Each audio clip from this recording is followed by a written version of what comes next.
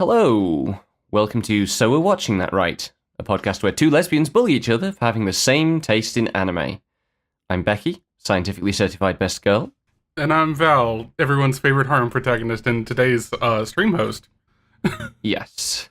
Thank you very much for doing that, my love. I am sick, and so if I sound really gravelly and crabby, I apologize. Also, if I sneeze directly into the mic or something, that would be grim. Yeah. I might need to adjust you slightly for when we get to the next segment, so I'm just going to do that ahead of time. So I don't... Okay. Anyway, we're fine. So this is our seasonal, transition episode. It's not just a wrap-up or a preview, it's both all in one, because we're efficient like that. Yeah, because when anime stops, that's when anime starts. Every single goddamn quarter. We have not finished the summer season. We already are bracing for the start of autumn season. Yeah, so today we're going to be going over a rough shape of a tier list for our takes on the season we just finished, and then we're going to go through the stuff that we're going to look at for fall, which is the next season. So, and as is the whole concept of the show, I know nothing about any show that is happening next season, and Val is going to tell me all about them, and then I am going to have reactions that will or will not determine whether we watch them. Also, we have a Patreon, patreon.com/SlimebugProductions. If you sign up there, there'll be some polls that you can vote in to help us decide which shows we're going to watch of the ones that we're maybe we'll watch this or maybe not. Which we're going to be more strict about than last season, because, scrolls down, we watched a lot of things. Yeah. A couple of these are Becky only, but most of these were, we watched these together. Yes. We also, we watched, we dipped into a few things that we then didn't carry on with. I realised that Ruri Rocks still isn't on there, but I don't really have anything to say about it.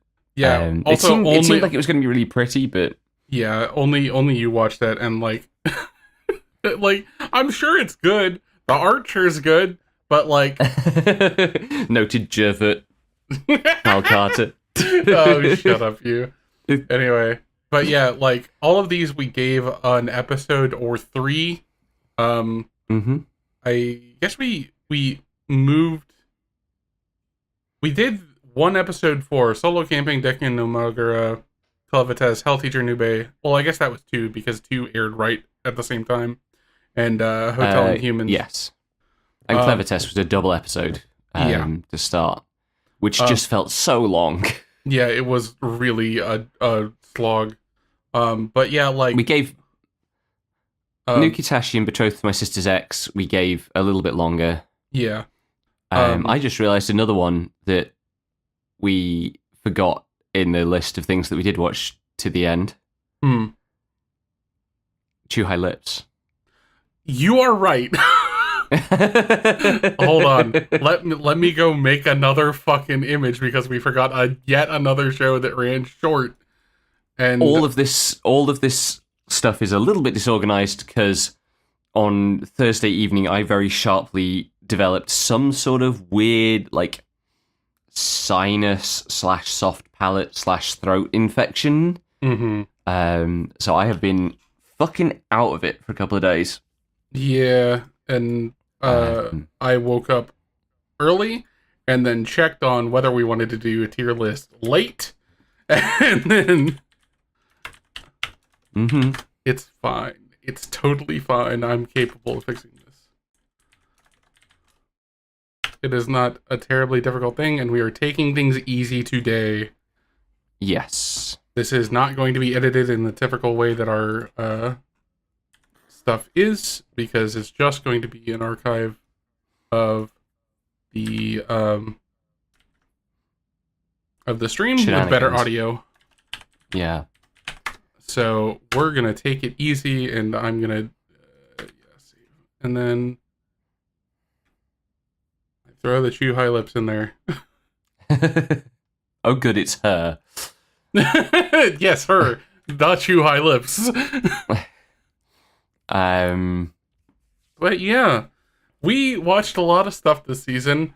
The stuff we So stuck much. with was pretty good, so it's not like we could really drop more than we did, Yeah. unfortunately. It's been a wild season Yeah. for like good stuff and noises. Mm-hmm. So we can just run down this list. Apocalypse Bringer Minogra is really... I wasn't expecting to be as attached to this show as I am, and that's coming from me, the isekai freak. Yeah, it's really solid, and as it went on, it kept having good ideas and running with them. And I don't just mean the giant bug wife. Although, giant bug wife. Very good. Giant bug wife, that is the way to my heart. Yeah. But yeah, like the final arc of this season where this 4X world gets invaded by a JRPG was just glorious. Yeah, it was really good. And like it doesn't end until tomorrow. I don't think the ending could possibly sour me on how well it's gone so far. But I am really looking forward to reading the light novels. The illustrations for the light novels are also done by a Twitter artist that, if you've been around me for any amount of time, you've probably seen me retweet back on the back on Twitter when that was a thing. Their handle is Navigavi, and they were drawing for a while. Their main output was drawing a girl who would just really love to eat. And just like a Tukoma, where it was just like her with a giant plate of food, and then the next one, it was gone, and everyone around her was like, "What the fuck? Where did it go?" But they do really good art of fantasy stuff, and they're on character design for the original light novel, so that's pretty cool. Where do you think this one is going? I feel so. Here's the thing. I worry this season has been so strong that I worry we're going to end up saturated up high. Yeah, if we put shows like Minogra. Like, there are many seasons where I think Minogra would have been a high A. Yeah, I think in this one it's probably a B. Yeah. Which I don't feel bad about, because that's grading on like a gamer scale. Like, this is like, yeah, we're the lowest is a C, and past that we dropped them because we didn't have enough time. This is the good shit. Speaking of the good shit, April Showers bring May flowers. This anime is so lovely. It's like, so something we talked about a lot over the course of the season. We still are watching Kimi ni Todoke. And April Showers Bring May Flowers feels like a less spiky version of Kimi ni Todoke. And having the less spiky version has enabled us to appreciate the more spiky version more. It's a little bit, and this is a very me thing to say, it's a little bit like the relationship between Razafon and Evangelion.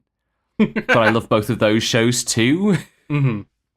I think this is an A. Yeah, I also think this is I think it was kind of slowly trailing out of A for a while until like about 2 minutes from the end of the penultimate episode. Yeah, it was, and then just it kind of fully hockey sticked back up.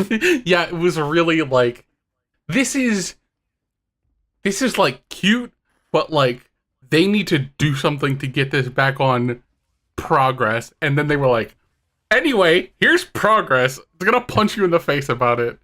Yeah. Okay. Yeah, it actually did kind of release the tension that it had been building up. Yeah, which is skillfully done. I wasn't expecting it to be so deft, but we also had another surprise confession this week that popped off really well from similar. It's been a good week for Becky noises. It sure fucking has. Speaking of noises, given how I can't fucking make noises right now. Yeah. Speaking of noises, Bad Girl. This show is so unhinged. Extremely positive. Yeah. Like, You remember how this fucking show started with pet play? It really did. Yeah. I mean, so the thing with this show is that it is too goofy to actually carry its central sort of romantic threads. Mm-hmm. It's always just doing bits. Like me. It's very me-coded, affectionate / derogatory. Well, I love you too, but, like... Yeah, no. I think you would make a better anime than Bad Girl. Shut up. Oh, dear.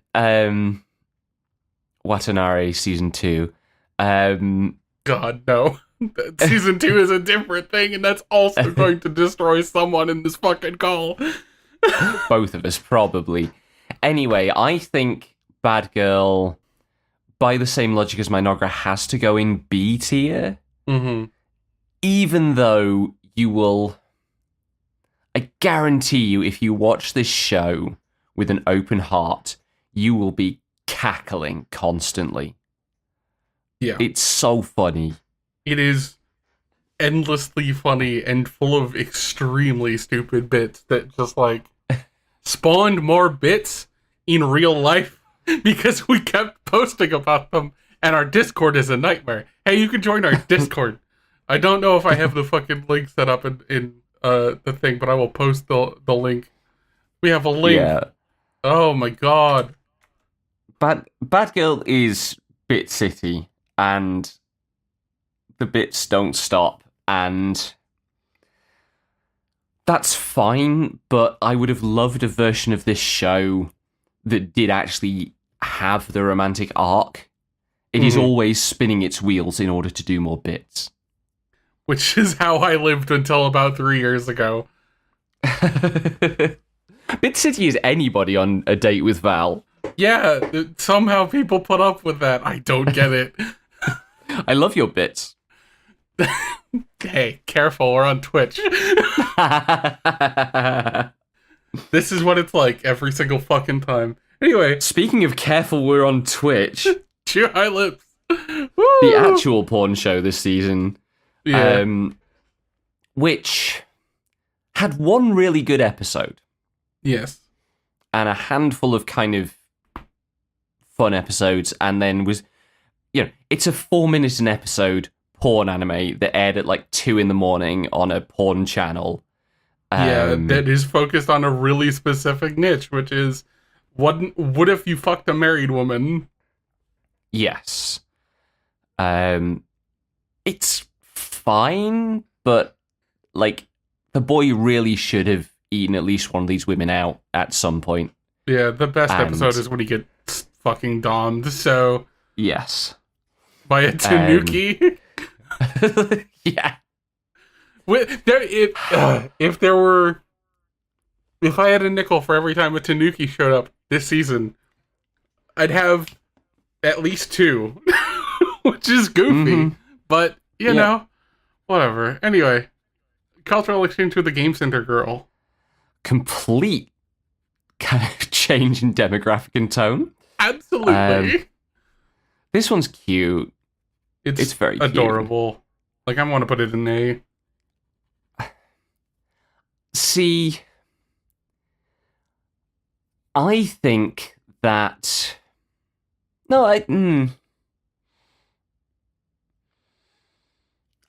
there's a case that we put it in B because, similar to Bad Girl, like it's less committed to just doing bits than Bad Girl is, but because it's kind of episodic, because it's built on kind of 4-coma kind of pacing, and because the central relationship is a middle schooler and a college boy. Yeah.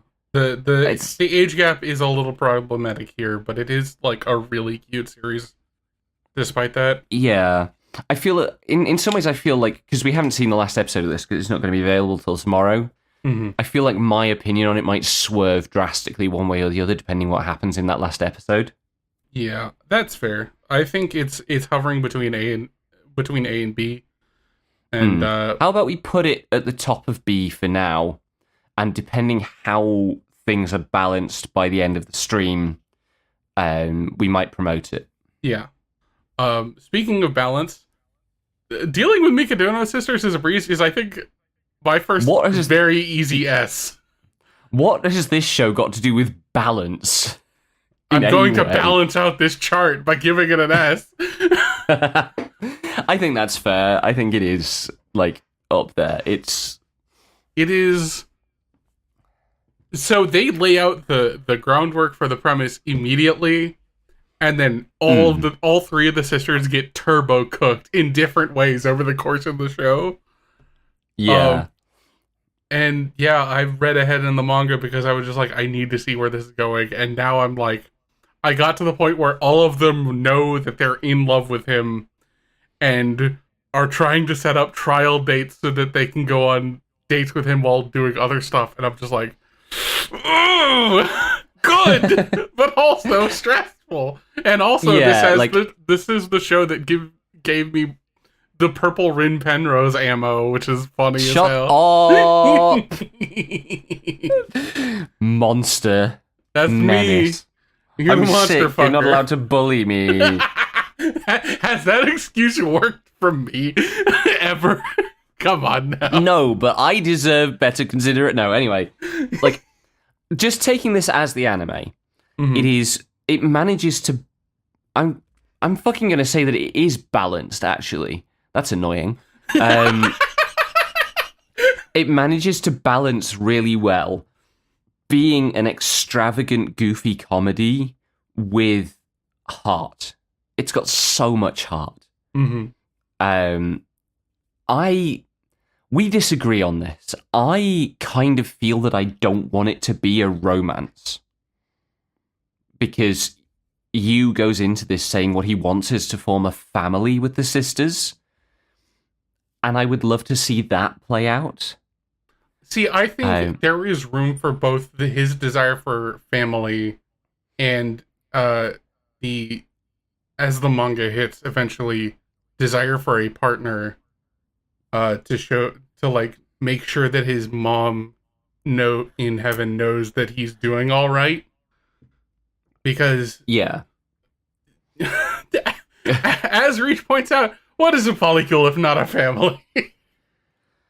I don't think they'd ever get to that point in the manga, but like I still feel like they got to the point where they are close enough that, like, honestly, the Mikadono dad is so fucking medieval in his attitude that maybe he would approve of you marrying all three of the sisters.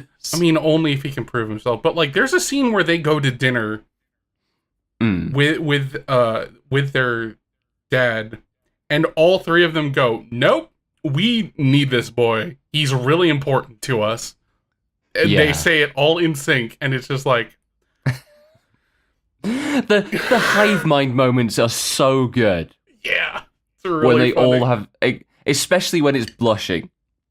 Yeah, you do something corny, and all three of them are just head over heels for it. Yeah, it's really good. It's really cute. I think that it's so cute. Yeah, as I mentioned on the podcast, the manga is being officially translated with AI. Don't fucking support that. I'm not going to tell you to read the fan translation or where to read the fan translation, but it's out there. Anyway, speaking of out there, detectives these days are crazy. What is wrong with this fucking show? Many things. Like, this is the most off-the-wall show this season, I think. It is, like, so much. It's a crowded field. Yeah. This one is really off the fucking wall. And, you know, you compared it early on, I think, to Gintama. Mm-hmm. I think it does have, like, Gintama, I know, has more narrative and drama to it, whereas this is like just the goofiest bits of Gintama. And, you know, some of the other shows I've complained about being too bit heavy. This, I think, only gets stronger the more bit it gets. like the outdoor wedding in a typhoon that turns into Katamari, for example. Yeah, that sure happens. That's the thing about this show. It's just like, you can describe so many fucking things about what happened in the show. There's no context that helps. Like, all of these things Yes. are out of context in context. None of these things make sense.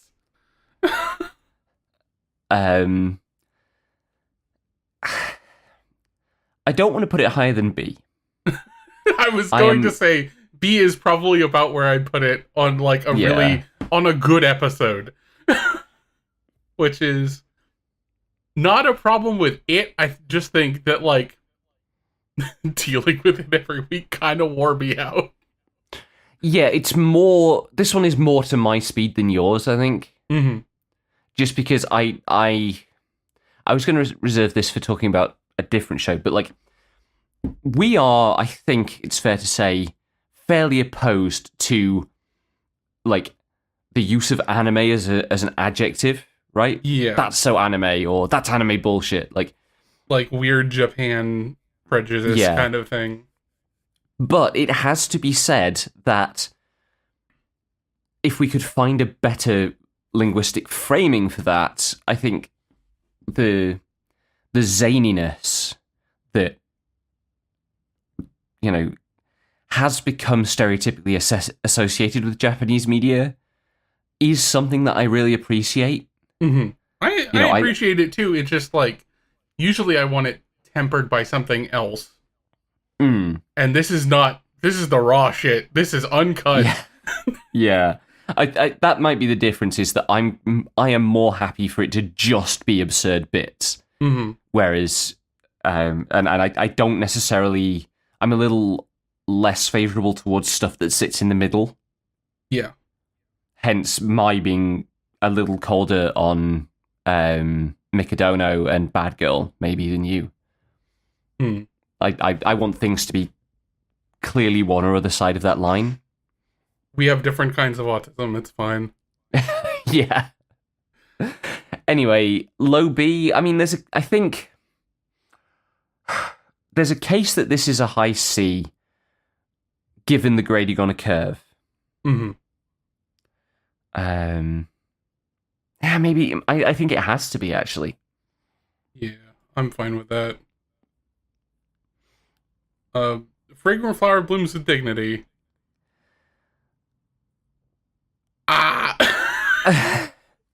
I almost want to hold off on talking about this one until after Watari-kun. But maybe what I'll do is I'll put a marker in, and I have a thing I want to say about Fragrant Flower after we've talked about Watari-kun, which is right at the end of our list here. Yeah, I mean, we could just shuffle this up if we wanted to, like, get that out of the way so you don't, like, forget. Okay, so we'll talk about these two. Yeah, so the thing about Watari-kun is I have problems with comedy. And my reason for that is I'm still uncomfortable with a thing that comedy can do, which is stop on a laugh and then move on to the next scene as if the laugh is now the situation is now dispelled. Right? There's a fantastical quality to comedy that sometimes doesn't work for me. And the thing I like about Watari is probably best explained in terms of the consequences always happen. It doesn't matter how like extravagant and extreme the goofy stuff gets. There's always narrative weight to it. And so every joke is also kind of horrifying because you see the consequences ahead of it. And so you have this juxtaposition of this poor lad who is being pursued by 3 different girls, all of whom are deeply dysfunctional in different ways. And he's just trying to like look after his sister and stay afloat and stay on top of his own emotions. but everything that happens matters, and I really value that. Mm-hmm. And I think I want to put Wattery in S, but this one appears to be going on for a second season. Mm-hmm. Like, there's no end date for its airing. And so maybe what we want to do is put it in A now and evaluate whether it gets up to S at the end of the autumn season. Mm-hmm. Because there might be a whole lot of payoffs still to come. Yeah, and I don't really know how that's going to end up going because I haven't read ahead. But, with Watarikan in particular, it feels really hard to gauge the tone in the way I'm used to. Yeah. Fragrant Flower blooms with dignity, though, which we were on. Yes. So the reason I wanted to talk about Wattery first is because Wattery, I think, has the reality, the emotional severity balanced with the sweetness all the way through. Whereas Fragrant Flower starts out in this place of really intense negative emotions between the boys' school, which is a school for like struggling borderline delinquent boys, and the posh girls' school next door. And it does a really, really good job in the early episodes of bringing out the induced hatred that exists between the kids in these institutions. Mm-hmm. And as it goes on through the season, they overcome that and it gets sweeter and sweeter. And I like that, and it's very satisfying. But it does, and I'm given to understand that in the manga, the tension persists or resurfaces later on. Mm-hmm. But in a way, the anime kind of completes itself quite neatly. And it's lovely to watch, and I really enjoyed it, and Val can attest that I made a lot of noises as it got sweeter and sweeter. Mm-hmm. But I did feel it was losing a bit of bite.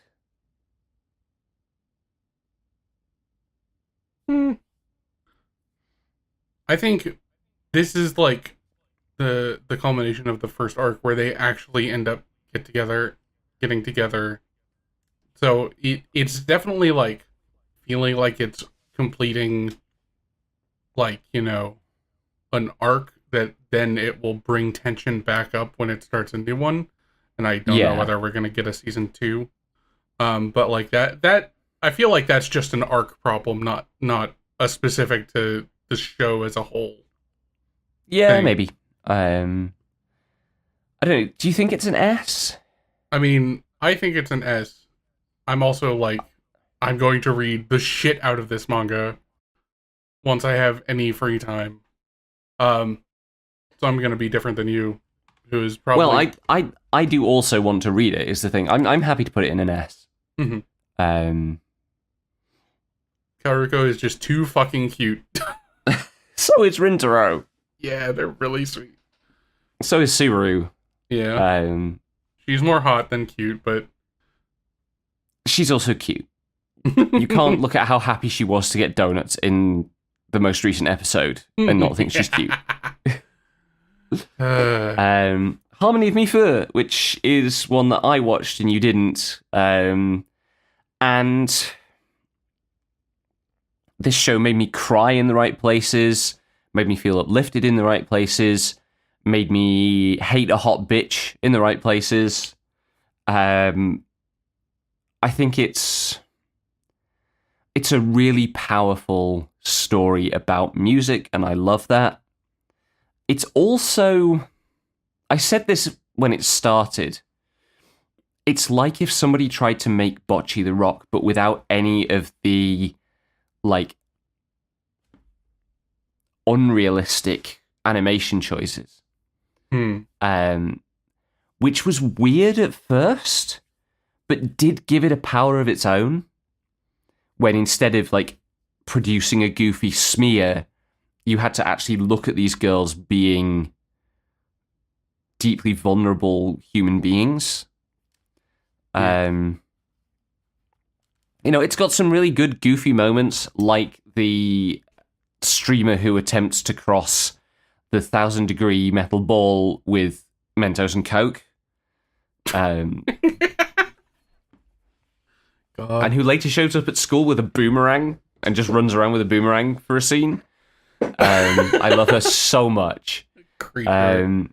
I want to put this in A. Okay.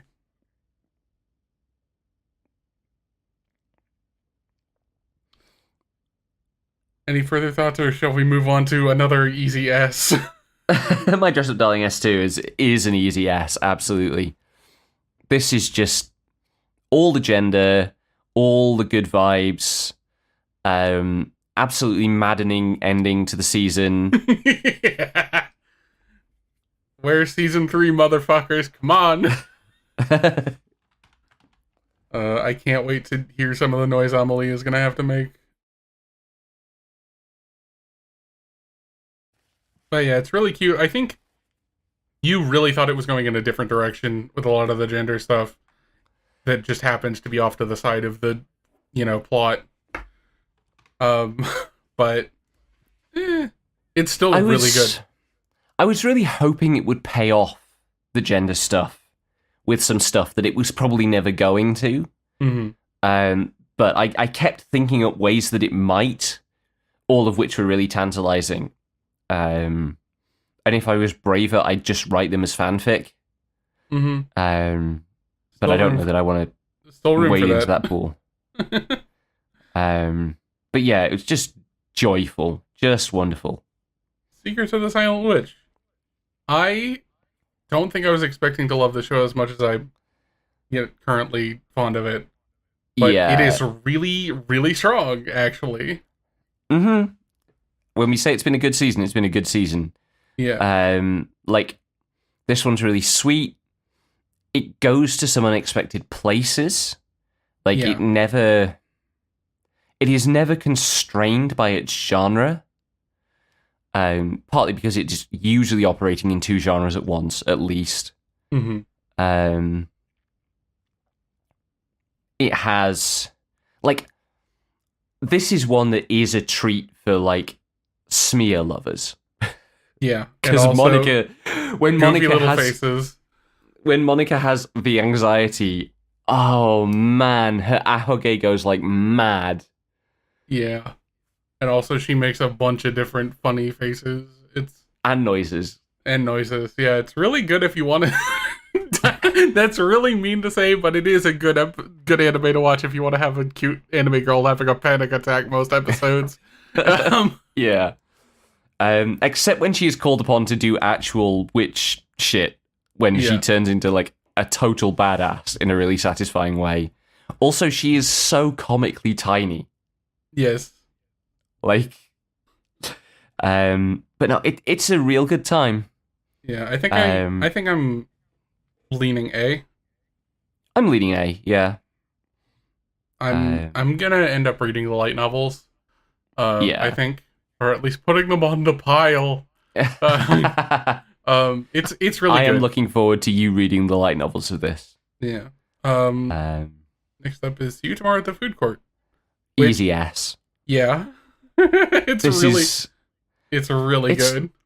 It is so simple and so immaculate, and it was just a joy to relax into every week that it was on. And the only thing I don't like about it is that there's only 6 episodes, which they adapted literally every bit of the manga that was available. So it's just past that, they would have needed the mangaka to go faster to finish his second volume, which is sometimes that's just the problem, is there's not enough.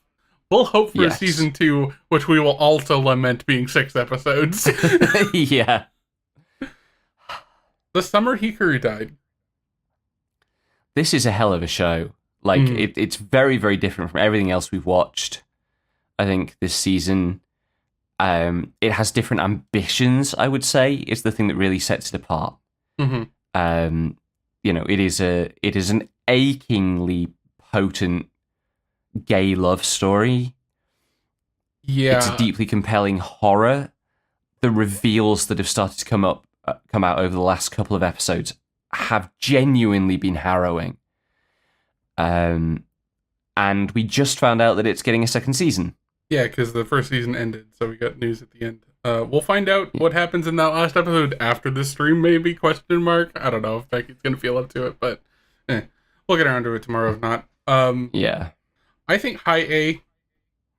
Yeah, this is another one where it's like, it's a high A now, but plausibly it could end up being an S once the whole show is complete. Yeah. As complete as it's going to get. I think it's still ongoing, the manga. So we'll see. We'll see how it goes in season 2 whenever that happens. Speaking of shows that have had a second season announced. No, it hasn't. It's had 5 episodes in theatrical release format announced. True. There's a very significant... Does that mean we're going to get all 5 episodes at once, do you think? Yes. It is literally coming out as a movie that they are then splitting up into 5 episodes, and it's going to come for volume 4, where so much shit happens. Anyway, there's no freaking way I'll be your lover unless is, I think, an A. Yes, I think so. This is the A grade version of Bad Girl. It is wildly over the top, completely absurd, but it has a strong relationship core to it. Yeah. And the payoff when it gets to an actual moment of confession between the couple that we're actually rooting for is so good, and is not just good because we care about the couple. Although and we think they're a good pairing. I care them very much. I care them very much too.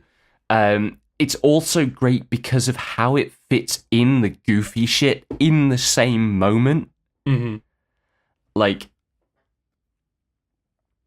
it's great fun to watch. I think it does bear saying that, as with Watrikan, actually, you are of the opinion that important things from the manga or light novel are getting sidelined, overlooked. Very significantly, like, with this one, like, a lot of Mai's characterization, the first heroine of this show, who keeps being a problem, both affectionate and not, a lot of her motivations in internal characterization and how Reniko interacts with her are nixed for time, and it really, like, it really throws off the tone for how she interacts with her in a way that isn't great for the overall experience. Our friend Eve has been basically posting manga panels from stuff as we reach the bits of it that are, adapted. And even in the manga, a lot of the conversations and stuff that happen add bits, add flavor, and also just like add a more robust bit of characterization to a lot of the characters. Where the anime is very good. Like, I don't want to discount the fact that this is a lot of fun, but it is also like dropping like 15% of the characterization in ways that hurt the overall experience for me, having read the light novels now. Which the trade-off is also that the stuff with the sexual assault in the first arc is worse in the light novels because it is made very clear how much Reniko says no. But yeah, there's a whole bunch of stuff going on there that, like, adaptation is an art form that I think what they wanted to do with these this animation or anime adaptation is they wanted to get through the first 3 volumes in 12 episodes so that they could get to the 4th volume, which is where the thing happens and she ends up with 2 girlfriends in the theatrical movie / episode like OVA set. Which is a lot of compromises to make. Like, yeah.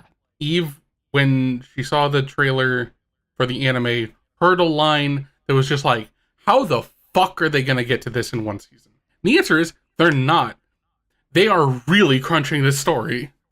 I love this light novel. I'm going to be probably rereading it over the week that you're here so that I can be ready for the 7th volume dropping when you're not here, like the day after you leave.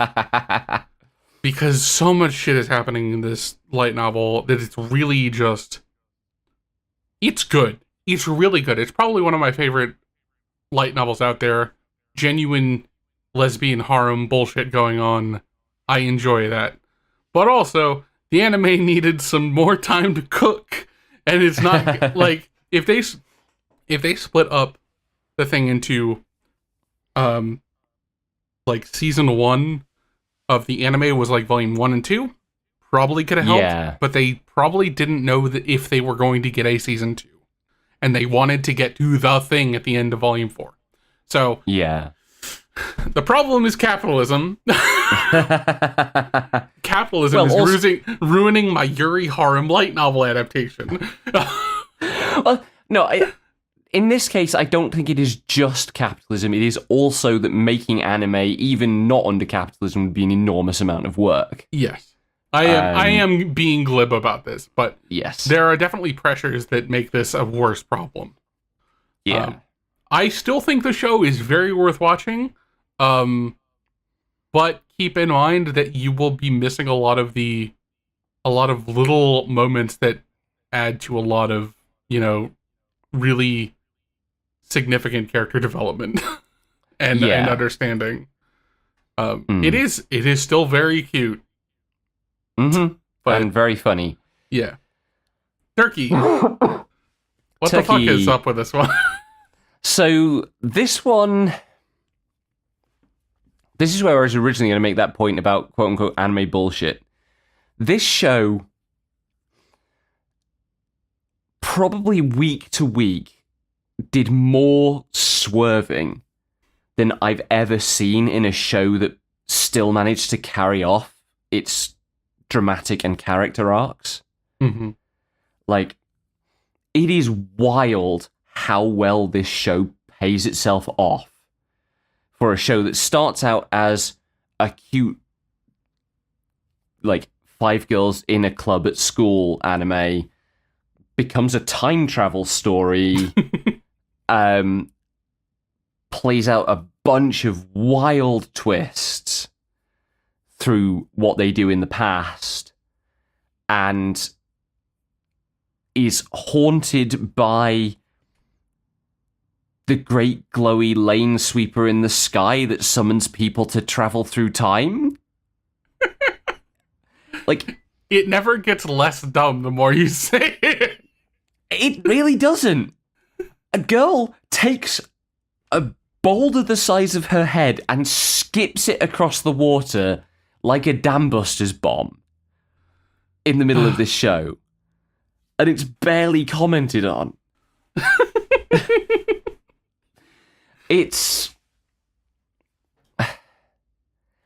And the worst thing is that it never feels incoherent. It always works. It always pays off its drama. It expects you to swallow the most bullshit shit and still cry when the girls have to bet their lives on a bowling match at the end of the show. Truly, yeah, this is detectives these days are just like, what the fuck is in the water here? Like, what is happening? Something went wrong in life for us to be on this timeline. What do you want to put it? I think it's an A. I think if this was just my choices, I'd put it in an S. But like, it's an A tier show for sure. Like, I think if you watched it, you would get invested in the characters and you would enjoy the stories that they go through.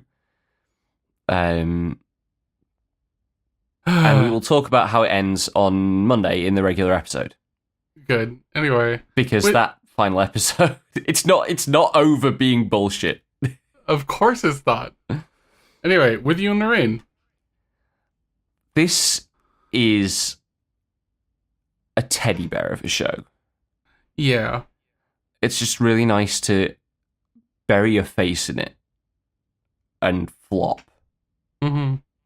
We have desperately needed this show at times this season to buffer between wild tonal swings that we've had.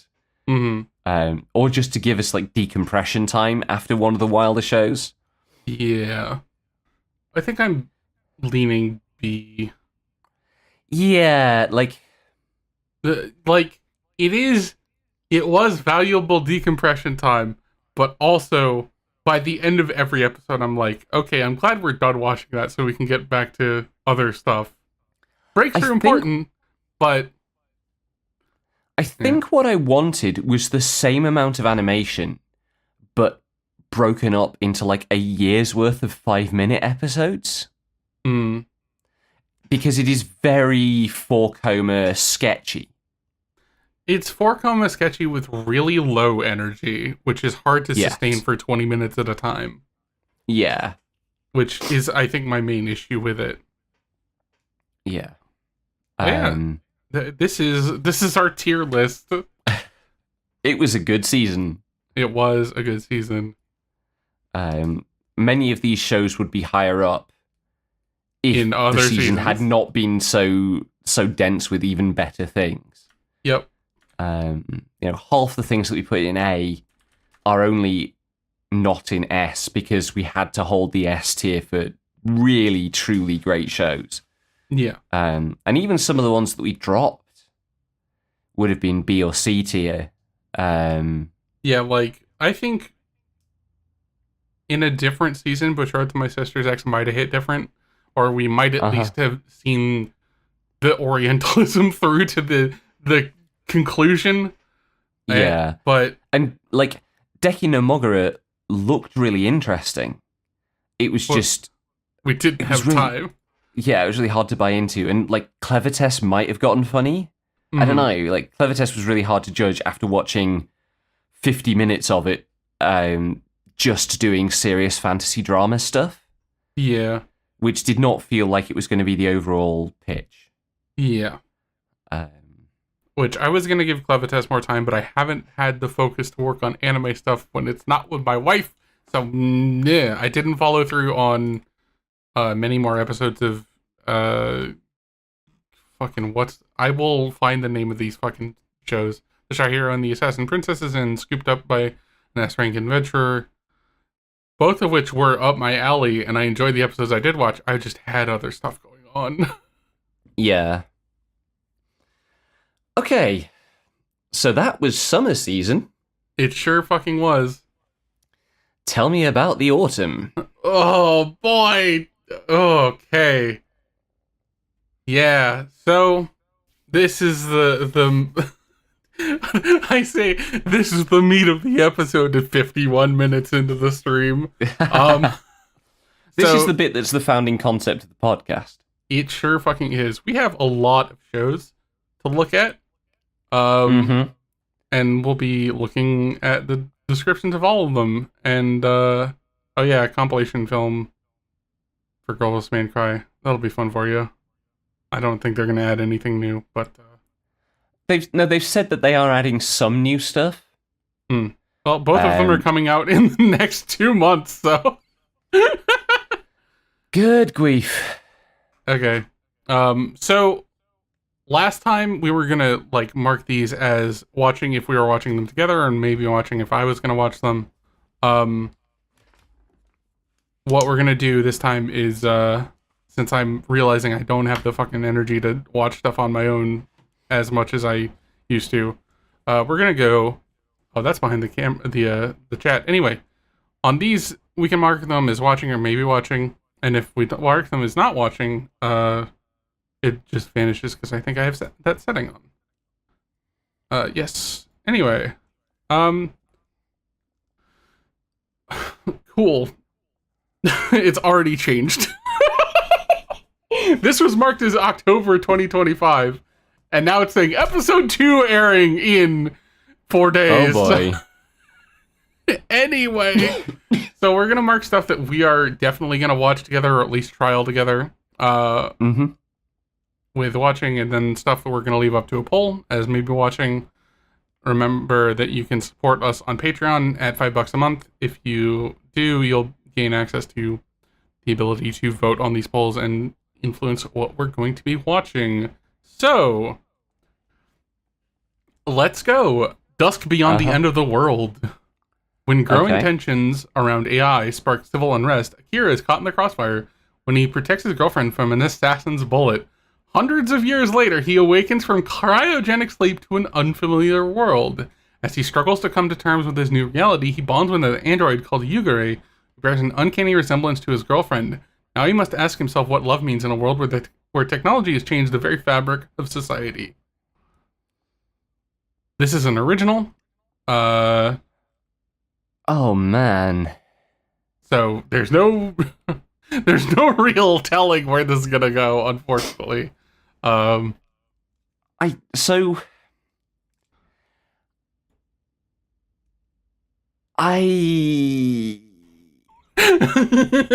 mean, does it say anything about genre? Is this going to be comedy? Are we action, in like drama? Okay. I think that might be one that I will check out. I don't know that it's one that we want to check out. If you want to look at your screen share, it does say action and drama right below the description. The screen share. There we are. Yeah, I'm going to put that down as one that I will have a look at. Okay.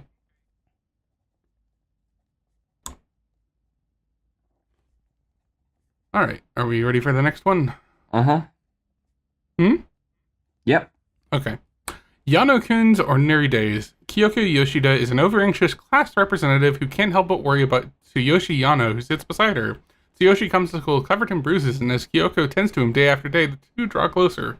Where will Kyoko's feelings take her? Will Tsuyoshi's life ever be normal? A romantic comedy between an anxious girl and a boy who's always injured is about to begin.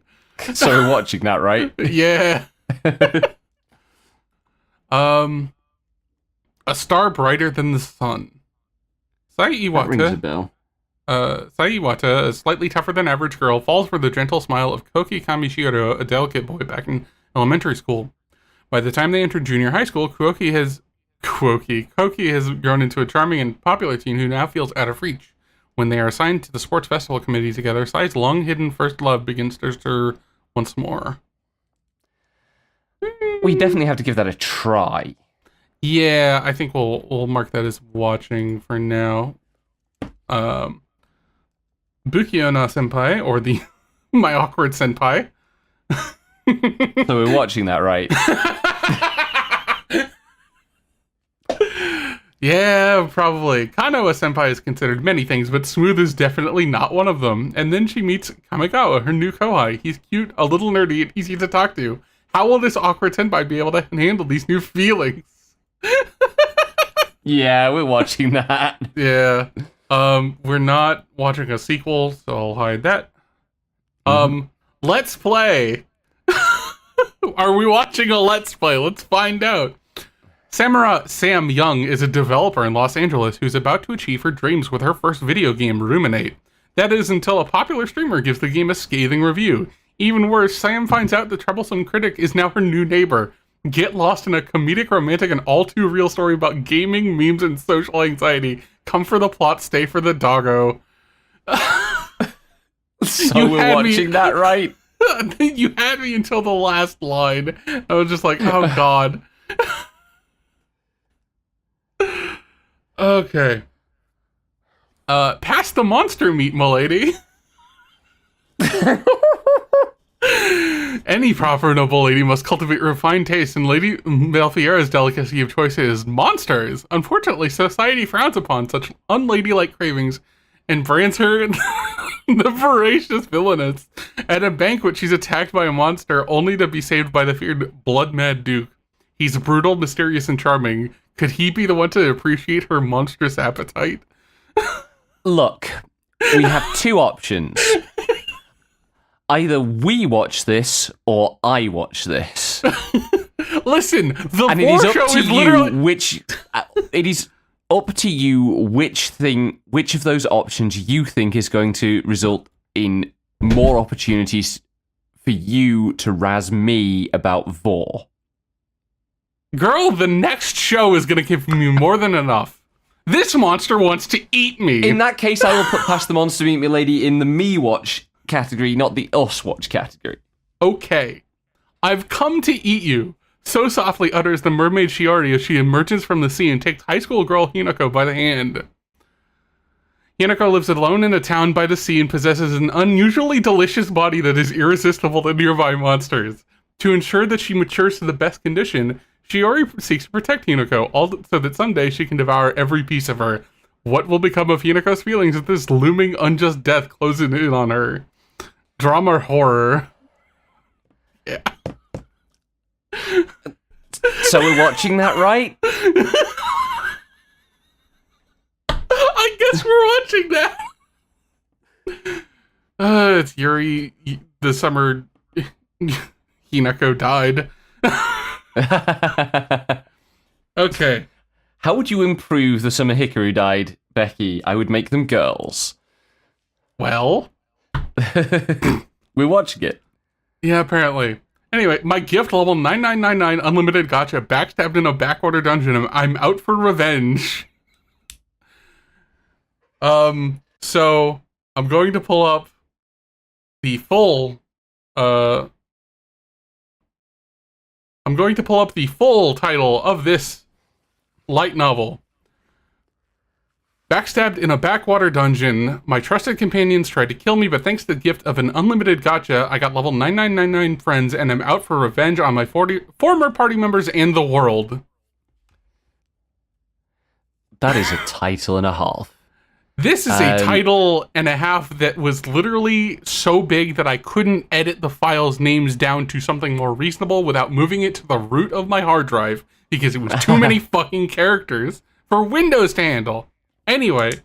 Incredible. I think this is a maybe.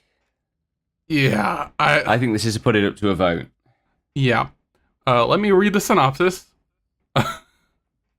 When light is... You read the title. What more is there to say? There's more to say, but yeah. When Light is kicked out of the Concord of the Tribes, his former comrades instantly turn on him. Light escapes this diabolical act of betrayal by the skin of his teeth, only to find himself in the deepest heart of the Abyss, the most dangerous dungeon in the realm. To avoid being eaten by carnivorous monsters, he uses the unlimited gacha, his sole magical skill. But where previously only produced junk items, this time May, a gorgeous level 9999 fighter in a maid outfit, springs forth. Fast forward 3 years and Light has carved out his own kingdom in the backwater dungeon, summoning more beautiful level 9999 warriors who swear absolute fealty to him. Now a powerful level 9999 overlord himself, Light plans to ascend to the surface and take his revenge on his betrayers one by one. I have read a couple of volumes of this, and it's not bad, but it is definitely like revenge fantasy in a way that's just like not usually my bag. Yeah. Especially because the entire thing is like the Concord of the Tribes is like the like a party of heroes, each representing a race of people. So it's just a human getting bullied and being like, I'm gonna go be racist at all the other races and beat up all the heroes. So it's like, right. It's not great. It's not terrible, but like it's not great. So we'll leave that up to a vote. Anyway, Yeah. This is a Crayon Shin-Chan spinoff. We're probably not watching that. Fair enough. Potion Wagami Taskeru doesn't have a fucking translation. What do you mean by that? That's like Wagami will help with potions, basically. Yeah. Go on. I'll survive using potions, I think, is the official localization. Kaide, an ordinary high school girl, suddenly wakes up in an unfamiliar alleyway, only to realize she's been transported to a mysterious world inhabited by beastmen, elves, and dragons. Among her belongings, she discovers a strange book that wasn't there before. To her surprise, it allows her to create potions simply by chanting the word create. Relying on these potions to survive, Kaide navigates the challenges of this fantastical world while clinging to the hope of one day returning to Japan. Her journey of struggle and discovery in this otherworldly realm is just beginning. Sounds cute.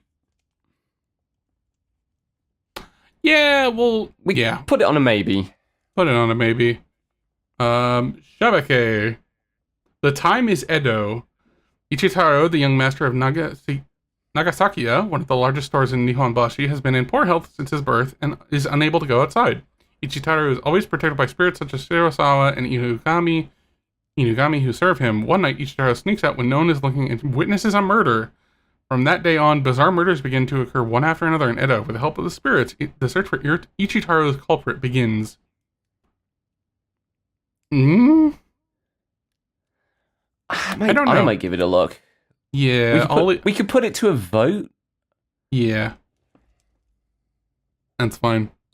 Alright, so inexpressive Kashiwada and expressive Ota. Meet Kashiwada-san, a female middle school student who remains emotionless regardless of how she is meddled with, and Ota-kun, unable to control his facial expressions, is the complete opposite of Kashiwada-san, but he keeps messing with her against his better judgment. Though both of them are the exact opposite, will a mutual love eventually develop between them? This is our shit. Yeah. I'm watching a season 2. May I ask for one final thing?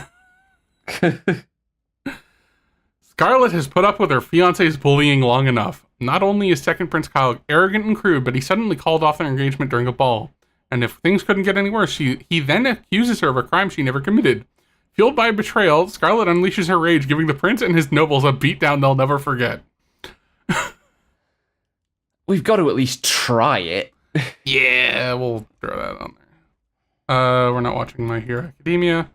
Or that. Sanda. The story starts with Sanda, a second-year middle school student, getting attacked with a kitchen knife by his classmate Fuyumura. While Sanda couldn't make sense of the situation at first, he gradually came to believe that Fuyumura's actions were just mean acts stemming off of the latter having a peculiar puberty phase. But that is all a misunderstanding. Fuyumura actually suspects that Sanda is a descendant of a certain lineage. I don't think that I care. No, me either. Spy Family 3, not watching that. Tales of Wuthering Season 2, not watching that. The banished court magician aims to become the strongest. This party does not need a useless magician who can only use support magic. You are fired, Alec Huget. One day, Alec, a court magician who has been chaperoning the Crown Prince's dungeon crawling party, was suddenly fired and banished from the court by the prince. The only one who reached out to him is Yorha, his former party member from their Academy of Magic days that split up 4 years ago. Hey, Alec, would you like to come explore dungeons with us again? Thus, the legendary lasting period party was revived, and this name will soon become known all over the world once again. This is more me than you, if anything. But, I'll consider that later. Alma-chan wants to be a family.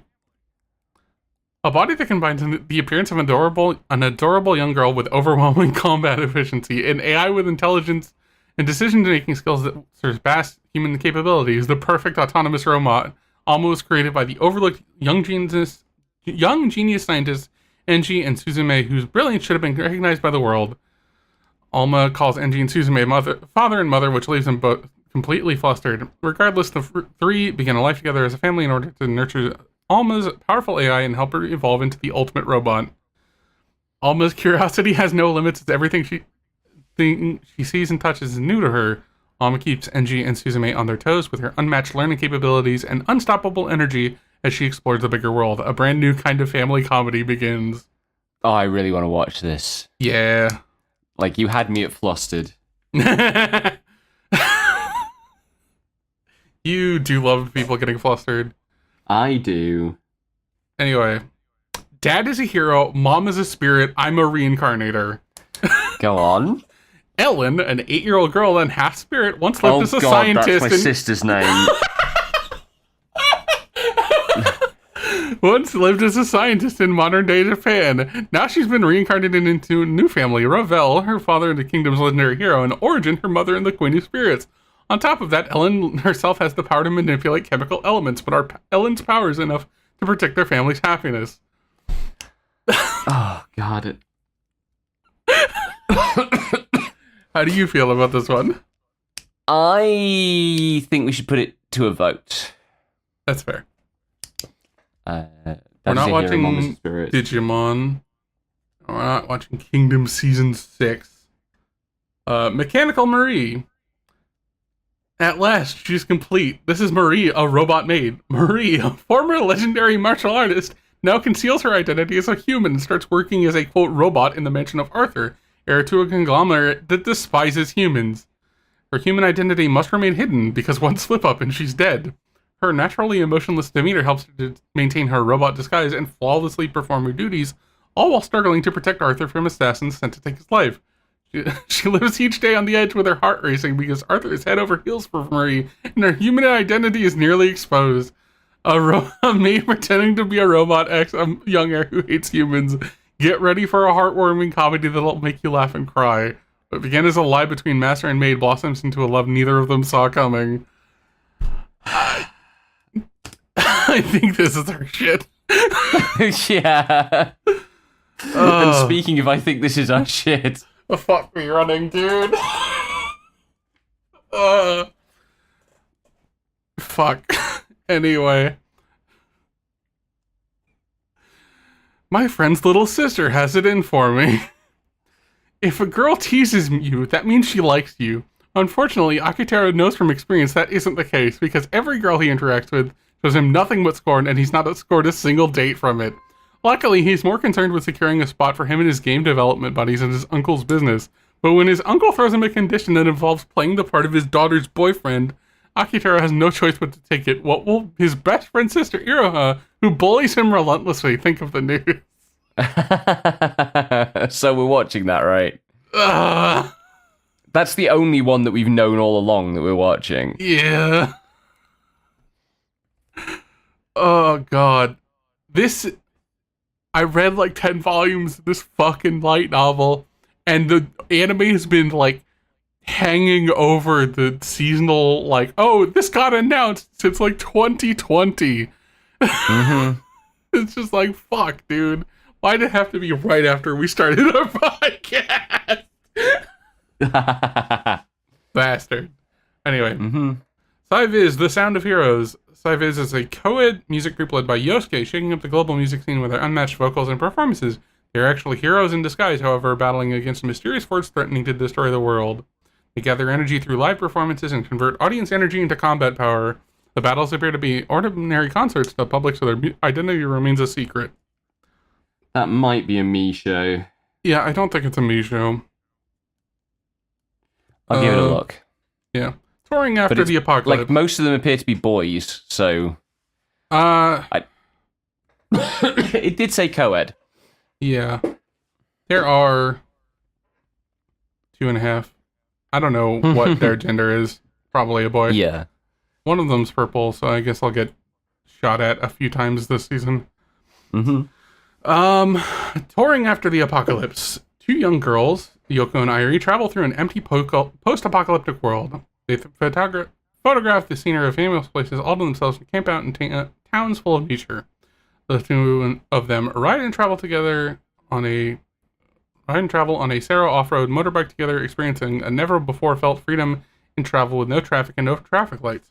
With the Sero bike, they embark on a journey around a now-destroyed Japan. A unique story about touring on a bike comes to life as an anime series. The world's over now, so let's hop on a bike and go on a journey. Another one that might be me stuff. Yeah. Um, I'll leave that alone. Uma Musume, Cinderella Grey Part 2. That's probably you and Tara, if anything. A mangaka's weirdly wonderful workplace. Oh, boy. Futami, Yeah. a novice shoujo manga artist, is finally publishing her beloved shogi manga, Dear Subaru. But the stress makes her stomach hurt. She's forced to push the deadline for her first chapter, and she isn't making any progress on her storyboards. To top it off, she's gaining weight from midnight snacking and starts having wild delusions. Will Futami be able to enjoy life as a manga artist? uh, Poll. yeah. I think I would probably enjoy this, but and look at all those women and the purple. Speaking of women, oh Jesus. Hands off, Sawaranaide Kotesashi-kun. Kotesashi Koyo possesses outstanding skill as a masseur. He aspires to become a sports doctor and wants to get a scholarship in medical school. Starting spring, he attends the high school attached to Seiwa University, a sports powerhouse. Since his family is not wealthy, he has to work as a hotel manager, whereas he is also allowed to stay to pay for his school expenses. There he encounters high school girl athletes with various problems. Kotasashi's job is to take care of them physically and mentally and be the hostel manager. And it's fucking it got picked up by Ocean Vale. So you know it's horny. Yeah. So, are we watching that right? That doesn't work. Sorry. I know. I have no idea. I think we got to give it a try. Yeah, unfortunately. Okay. Right. My status as an assassin obviously exceeds the hero's. Akira Oda and his high school classmates are summoned to another world. While the other students are granted cheat abilities through the summoning, Akira merely gains the abilities of a mediocre assassin. However, his status soon surpasses Hero, the strongest profession. After Akira becomes suspicious of the king behind the summoning, he's falsely framed for a crime and forced to flee.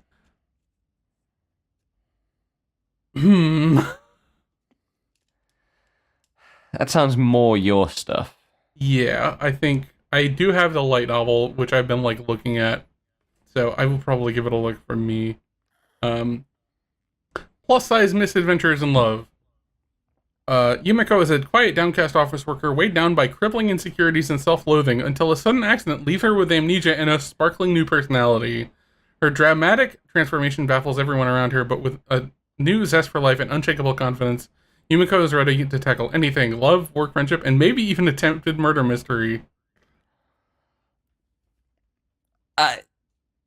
Attempted murder mystery? Yeah. I don't think this is going to be something I'm going to watch. Yeah. Mostly just I'm looking at the art and going, I feel like that most of the comedy is going to be carried by this woman's fat. Yeah.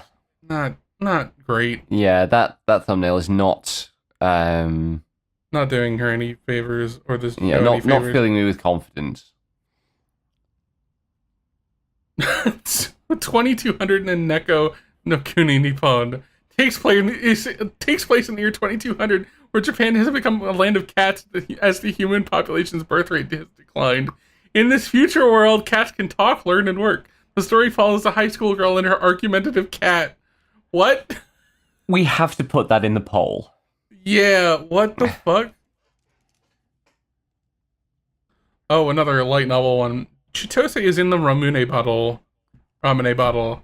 Being popular isn't easy. It's hard to beat Saku Chitose. The most popular kid in his high school? Check.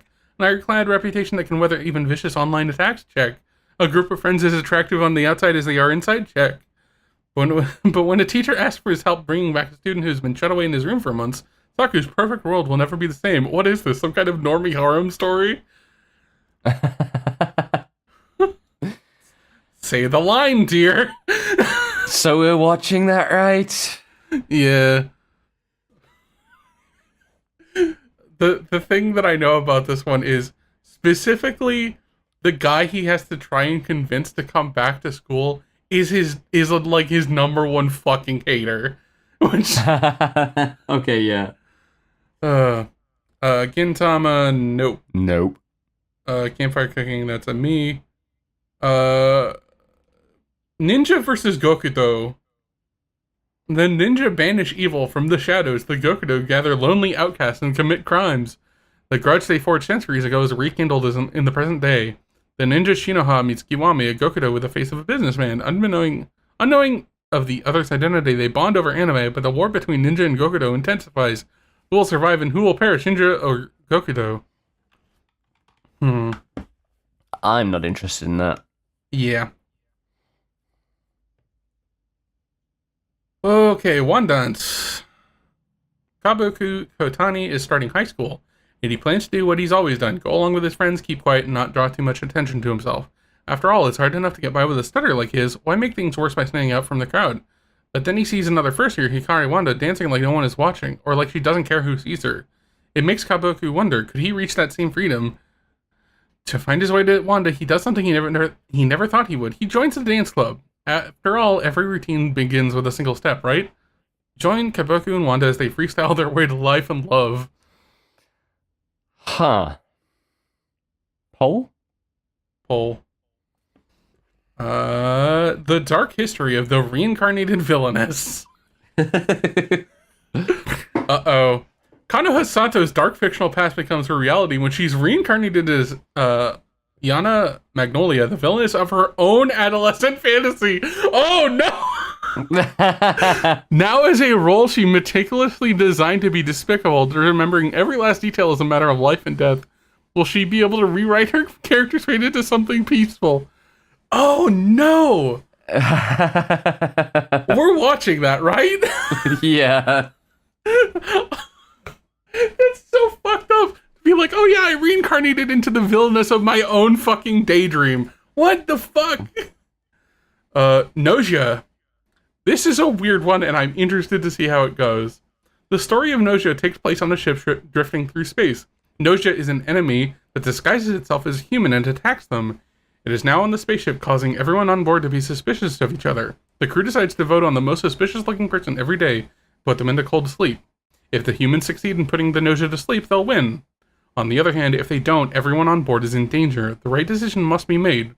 No matter what decision is made by the main character, Yuri, she finds herself in a time loop that returns her to the first day of the crisis. Will the crew on board making the right decision?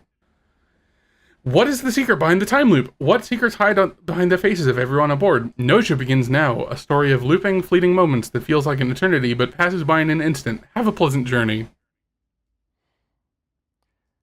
It's going to be an interesting one. Yeah, this is a game that is basically single-player Mafia, but with time loops, because you need to root out all the Nausea, and there are different routes that play out. Mal from our server played it, and I think we're going to watch that just to see how it adapts. Also, it has a Kasane Teto and fucking Ollie, Crazy Ollie. Or, Kobo Kanairu. And there was another fucking one they did for the ending, I'm pretty sure. Like, there's a lot of weird star power in this fucking anime. Like, I don't know why. But it's going. Anyway, Little Miss Vampire can't suck right. Luna Ishikawa is a dark and mysterious vampire. Or so she'd like her new classmates to believe. The truth is, while she may be one of the not-so-mythical bloodsuckers, she doesn't really live up to hype. She's short and clumsy and she can't even suck blood properly. So when her classmate Tatsuda Otori discovers her little drinking problem, he can't help but lend a hand. Can he nurse Luna from the small, timid animal she is into a fearsome creature of the night? I'm watching this if you aren't. Let's put it on the poll. Okay. Not watching One Punch Man. With you, our love will make it through. When high school Mari bumps into a fellow tardy student, she's surprised to find out he's a beast folk who's to attend her same school. After all, it's not rare for beast folk to coexist along humans, but is still uncommon with a prejudice and all. Nervous to meet one at first, Mari soon learns that there's more to him than his furry exterior. In fact, the more she gets to know him, the more she finds herself drawn to him, his steadfastness, his kind-heartedness, and his body. I'm putting it up to a poll. Yeah. Monster Strike Dead vs. Reloaded does not have a synopsis. No. And then Twisted Merlin, no. Music Tiger in the... Not that. That's a sequel. That doesn't have a synopsis, and it's a sequel. That's a sequel. Ganglion. Set in the early 2000s, the story of Ganglion follows the everyday adventures of Kenji Isabe, a professional henchman for the Ganglion Corporation, which plots world domination with evil schemes such as Operation Tokyo Cedar Pollen and Operation Mount Fuji Detonation. Kenji's workplace is a battlefield where every day he has to deal with workplace trauma, unreasonable bosses, and crushing defeat at the hands of the hero Hope Man.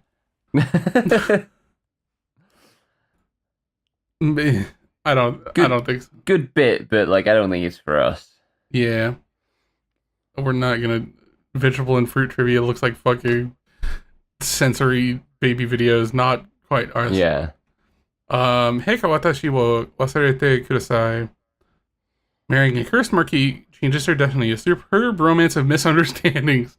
I wanted to help you even if you didn't love me. Lunia, the daughter of the Count of Persephone, was shunned by her father and treated like a tool by her half-brother, leading a lonely life. Meanwhile, she is chosen by a priest to be engaged with Hades, the head of the Duke of Cronoa family, and decides to marry into the cursed Duke family. The Duke of Cronoa, feared as the king of the underworld, is cursed with a short lifespan if he does not marry a bride chosen by the emperor.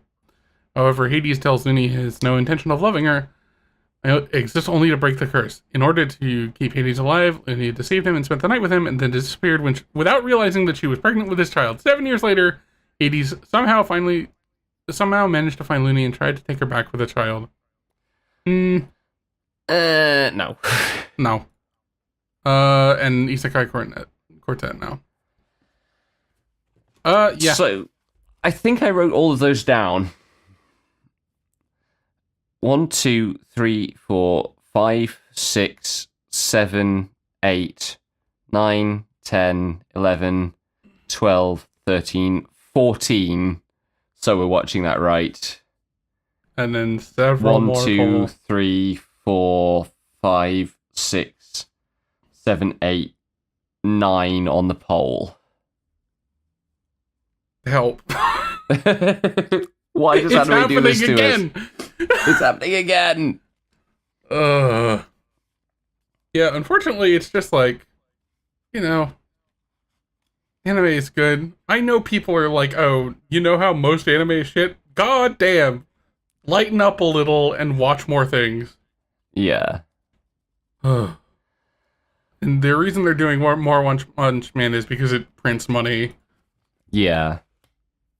Ugh.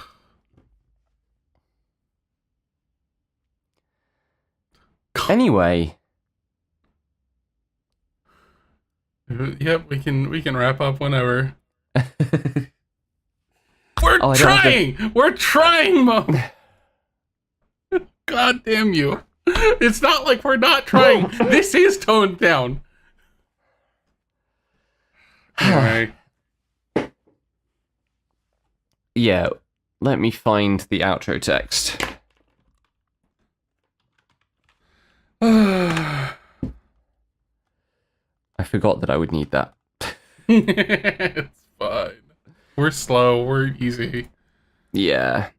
So we're watching that right is a project of Slimebug Productions. Intro and outro music is by me. Graphics are by Val. You can find us on Blue Sky at slimebug.bsky.social, YouTube at youtube.com/@slimebugproductions, Patreon at patreon.com/slimebugproductions. Download all episodes from Libsyn at slimebug.pro. Note that we discovered this week, for some reason, if you go to slimebug.pro, it takes about an extra hour for episodes to release relative to swwtr.libsyn.com, which is weird. Don't know what's going on there. We're going to try and sort that out. And you can join our Discord via the link in the description. Thanks for listening, and until next time, may anime neither betray nor disappoint you. Bye-bye.